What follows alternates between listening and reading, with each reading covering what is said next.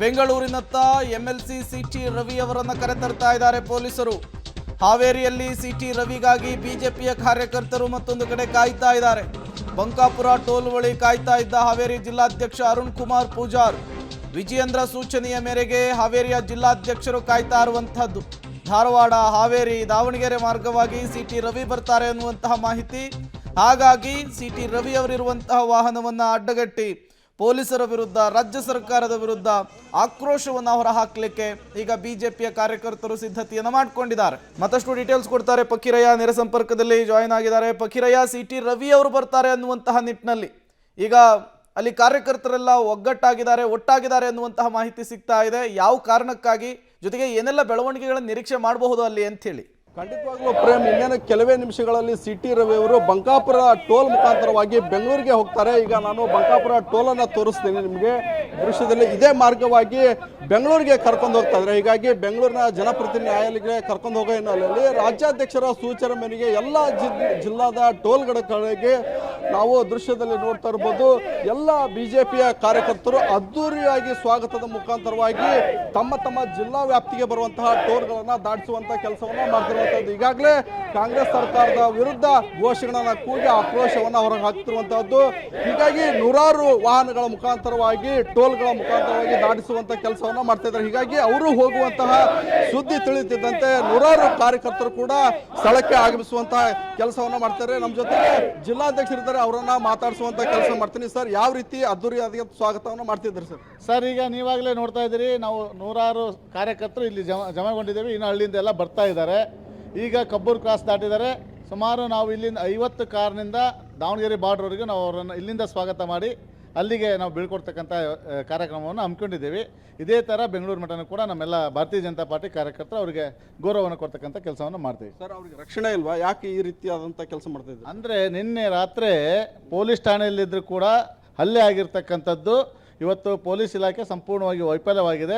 ಇವತ್ತು ಸಿಟಿ ರವಿ ಅವರಿಗೆ ರಕ್ಷಣೆ ಇಲ್ಲದಕ್ಕೋಸ್ಕರ ಭಾರತೀಯ ಜನತಾ ಪಾರ್ಟಿ ಪ್ರತಿಯೊಬ್ಬ ಕಾರ್ಯಕರ್ತರು ಸಿಟಿ ರವಿ ಜೊತೆ ಇದ್ದಾರೆ ಅನ್ನೋದನ್ನು ತೋರಿಸ್ಬೇಕಂತ ಹೇಳಿ ಕಾಂಗ್ರೆಸ್ಸಿಗೆ ನಿಮ್ಮ ಇಲಾಖೆ ಇಲ್ಲದ್ರು ಇವತ್ತು ಭಾರತೀಯ ಜನತಾ ಪಾರ್ಟಿಯ ಲಕ್ಷಾಂತರ ಕಾರ್ಯಕರ್ತರು ಸಿಟಿ ರವಿ ಅವ್ರ ಜೊತೆ ಇದ್ದಾರೆ ಅನ್ನೋದನ್ನು ತೋರಿಸಲಿಕ್ಕೆ ನಾವು ಇವತ್ತು ಇಲ್ಲಿ ನಿಂತಿದ್ದೀವಿ.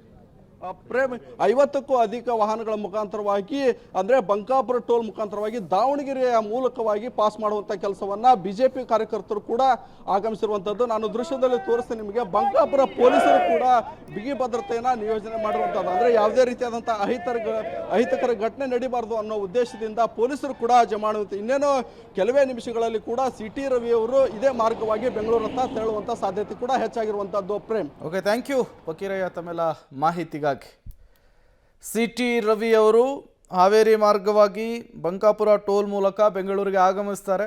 ಈಗ ರಾಜ್ಯಾಧ್ಯಕ್ಷರು ಎಲ್ಲೆಲ್ಲಿ ಹೋಗ್ತಾರೆ ಅಲ್ಲೆಲ್ಲ ಬಿಜೆಪಿ ಕಾರ್ಯಕರ್ತರೆಲ್ಲ ಒಟ್ಟಾಗಿ ಒಂದು ಸ್ವಲ್ಪ ಸರ್ಕಾರಕ್ಕೆ ಬಿಸಿ ಮುಟ್ಟಿಸಿ ಒಂದು ಸ್ವಲ್ಪ ಪ್ರತಿಭಟನೆ ಎಲ್ಲ ಜೋರು ಮಾಡಿ ಅಂತೇಳಿ ಕರೆ ಕೊಟ್ಟಿರೋದ್ರಿಂದ ಈಗ ಪ್ರತಿಭಟನೆಗೂ ಕೂಡ ಮುಂದಾಗ್ತಾ ಇದ್ದಾರೆ.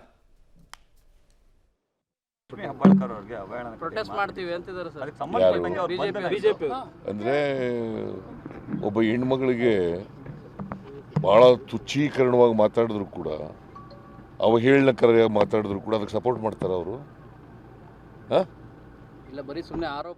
ಆರೋಪ ಅವ್ರು ಹೇಳ್ದದ್ದು ನೀನು ಹೇಳ್ತಾ ಇದೀಯಾ? ನೀನು ಸಾಕ್ಷಿನಾ? ಅವ್ರು ಹೇಳ್ದದ್ದು ಹೇಳ್ತಾ ಇದೀಯ? ಅವ್ರು ಹೇಳಿದ್ದು ಸುಳ್ಳು. ಯಾರು ತಪ್ಪು ಮಾಡಿದ್ದೀನಿ,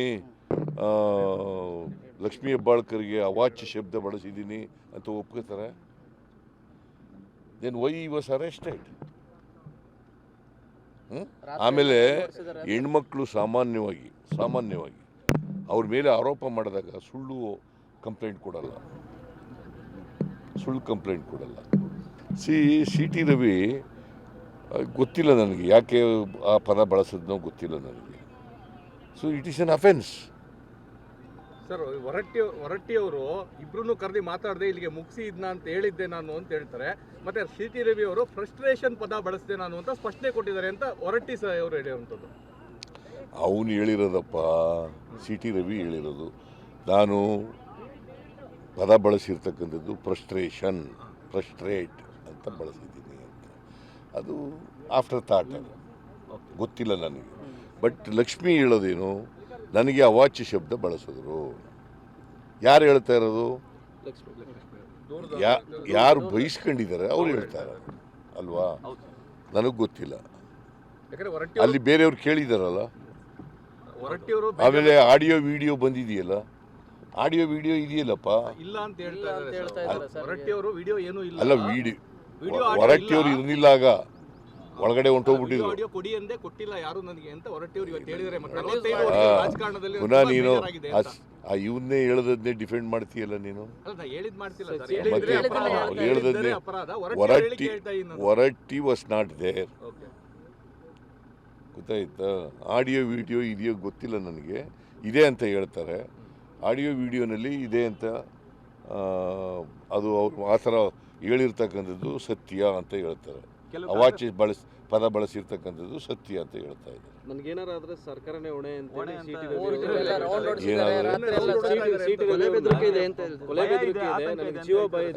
ಎಲ್ಲ ಅಪರಾಧಿಗಳು ಹೇಳ್ತಾರೆ ಹಂಗೆ.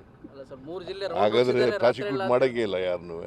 ರಾತ್ರಿ ಎಲ್ಲ ಕಾರಲ್ಲಿ ಓಡಾಡಿಸೋರೆ ಅಂತ ಸರ್ ಅವರು. 3 ಜಿಲ್ಲೆ ಓಡಾಡಿಸಿದ್ದಾರೆ ಪೊಲೀಸರು. ಆದ್ರೂ 3 ಜಿಲ್ಲೆ ರೌಂಡ್ ಹೊಡಿಸಿದ್ದಾರೆ ಅಂತ ಹೇಳ್ತಾರೆ ಸರ್. ನೋಡಪ್ಪ, ಅವನ ಹಿತದೃಷ್ಟಿಯಿಂದಲೇ ಖಾನಾಪುರ ಕರ್ಕೊಂಡಿರೋದು. ಇಲ್ಲಿದ್ರೆ ಜನ ಗಲಾಟೆ ಮಾಡ್ತಾರೆ ಅಂತೇಳಿ, ಬೆಳಗಾಂನಲ್ಲಿದ್ರೆ ಗಲಾಟೆ ಮಾಡ್ತಾರೆ ಅಂತೇಳಿ ಖಾನಾಪುರ. ಇದು CM ಸಿದ್ದರಾಮಯ್ಯನವರ ಮಾತು. ಯಾರು ಸತ್ಯ ಹೇಳ್ತಿದ್ದಾರೆ, ಯಾರು ಸುಳ್ಳು ಹೇಳ್ತಾ ಇದ್ದಾರೆ ಅನ್ನೋದು ಇನ್ವೆಸ್ಟಿಗೇಷನ್ ಮೂಲಕ ಗೊತ್ತಾಗಬೇಕಾಗುತ್ತೆ. ಈಗಿರುವಂತಹ ಆಡಿಯೋ ವಿಡಿಯೋ ಫುಟೇಜನ್ನು FSL ಕಳಿಸ್ಬೇಕು, ಅಲ್ಲಿ ಏನು ಹೇಳಿದ್ದಾರೆ ಅನ್ನೋದು ಗೊತ್ತಾಗಬೇಕು. ಅದಾದ ಮೇಲೆ ಈ ಪ್ರಕರಣಕ್ಕೊಂದು ಕ್ಲಿಯರ್ ಪಿಕ್ಚರ್ ಸಿಗುವಂಥದ್ದು.